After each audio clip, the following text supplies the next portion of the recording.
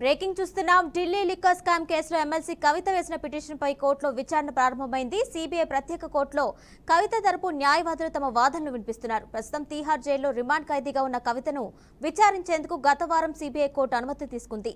దీన్ని సవాల్ చేస్తూ కవిత ప్రత్యేక కోర్టులో పిటిషన్ దాఖలు చేశారు.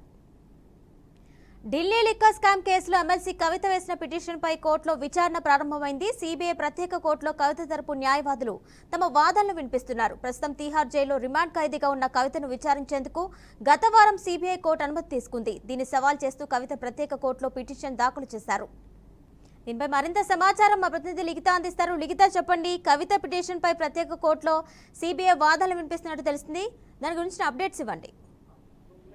రైట్. ఈ ఢిల్లీ లిక్కర్ స్కామ్ కేసులోనైతే ఇప్పటికే కవితను అరెస్ట్ చేసి తన్ని తిహార్ జైలుకి అయితే తరలించడం జరిగింది. ఈ కేసుకు సంబంధించి ఇప్పటి వరకు కొన్ని విచారణలు అయితే ఇప్పటికే జరగడము, ఈ విచారణ కవిత సహకరించడం లేదంటూ కూడా కొంతవరకు వాదనలు వినిపించింది. దీంతో సిబిఐ వారు కూడా ఇప్పటికే అనుమతులు తీసుకొని కవితను ప్రశ్నించిన పరిస్థితి.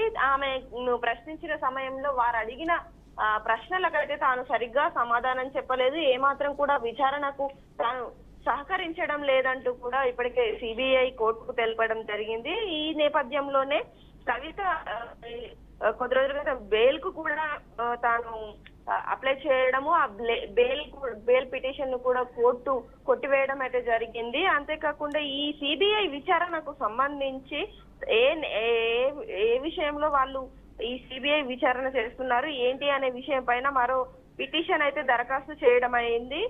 ఇప్పటికే ఇటు కోర్టులో దీనికి సంబంధించి వాదనలు అయితే వినిపిస్తున్నారు. అయితే ఈ ఢిల్లీ లిక్కర్ స్కామ్ కేసులో అయితే కవిత చెప్పుకోవాలి. ఇప్పటి వరకు ఏ మహిళ, ఏ రాజకీయ నాయకురాలు అటు రెండు తెలుగు రాష్ట్రాల్లో కూడా ఎవరు తీహార్ జైలుకు వెళ్ళకుండా ఉన్నారు.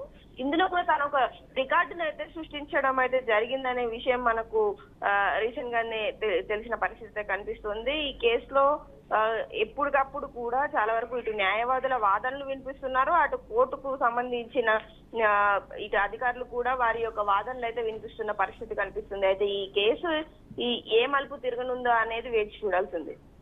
Right Likhitha, thank you.